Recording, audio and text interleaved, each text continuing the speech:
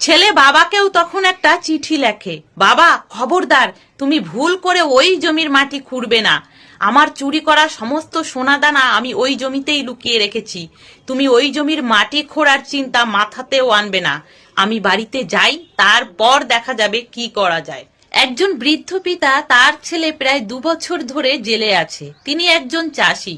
বয়সের ভারে তেমন ভাবে তিনি চাষবাস করতেন না, ছেলেই তাকে চাষের কাজে সাহায্য করত। ছেলে জেলে থাকায় বৃদ্ধ পিতা তেমন ভাবে চাষবাস কিছু করতে পারে না, তাই সংসারে নেমে এসেছে চরম অভাব। তাই তিনি এবার সিদ্ধান্ত নিয়েছেন যেভাবেই হোক কিছু ফসল তিনি জমিতে বুনবেন। তিনি ভাবলেন যে ফসল বোনার আগে ছেলেকে অন্তত একবার জানানো দরকার। তিনি তখন কাঁদতে কাঁদতে ছেলের উদ্দেশ্যে একটা চিঠি লিখলেন। ছেলেকে লিখলেন, বাবা আমার এখন বয়স হয়েছে, আমি তেমন ভাবে কোনো ভারী কাজ করতে পারি না। তুমি আমাকে চাষের কাজে সাহায্য করতে, কিন্তু তুমি 2 বছর না থাকায় জমিতে সেভাবে কোনো ফসল আমি ফলাতে পারিনি। তাই সংসারে এখন প্রচন্ড অভাব, আমাদের অনেক দিন না খেয়েও থাকতে হয়। তাই আমি এবার সিদ্ধান্ত নিয়েছি জমির মাটি খুঁড়ে কিছুটা ফসল আমি ফলাবো। দেখি পারি কিনা। তুমি থাকলে তুমিই আমাকে সাহায্য করতে, কিন্তু তুমি তো নেই, তাই সমস্তটা আমাকে একাই করতে হবে। জানি না আমি পারবো কিনা। চিঠি পৌঁছালো ছেলের হাতে। ছেলে চিঠি খুলে পড়তে পড়তে তার চোখে জল ভরে এলো যে বাবার তো এখন বয়স হয়েছে, জমির ওই ভারী কাজ বাবা করতে পারবে না। কিন্তু এখন উপায়?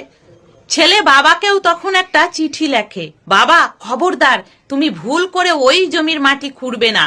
আমার চুরি করা সমস্ত সোনাদানা আমি ওই জমিতেই লুকিয়ে রেখেছি। তুমি ওই জমির মাটি খোঁড়ার চিন্তা মাথাতেও আনবে না। আমি বাড়িতে যাই, তারপর দেখা যাবে কি করা যায়। বাবার হাতে চিঠি পৌঁছানোর আগেই সেই চিঠি জেলের পুলিশ কর্তারা পড়ে ফেলে। তারা তখন ভাবে যে চুরির সমস্ত কিছু তাহলে ওই জমিতেই লুকানো আছে। পুলিশ তখন লোকজন নিয়ে সেই জমি তন্ন তন্ন করে খুঁড়ে ফেলে, কিন্তু কোথাও কিছু পায় না।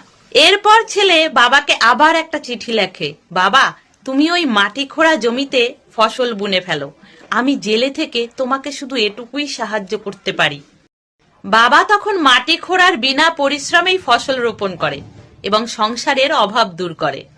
আমরা এই গল্প থেকে বুঝতে পারি যে তুমি কারোর শরীরকে তো আটকে রাখতে পারো, কিন্তু তার মাইন্ডসেট, তার বুদ্ধিকে নয়। মানুষ যদি সিদ্ধান্ত নেয় যে সে কোনো কাজ করবে, তাহলে সে যে পরিস্থিতিতেই থাকুক না কেন সে সেটা করবেই।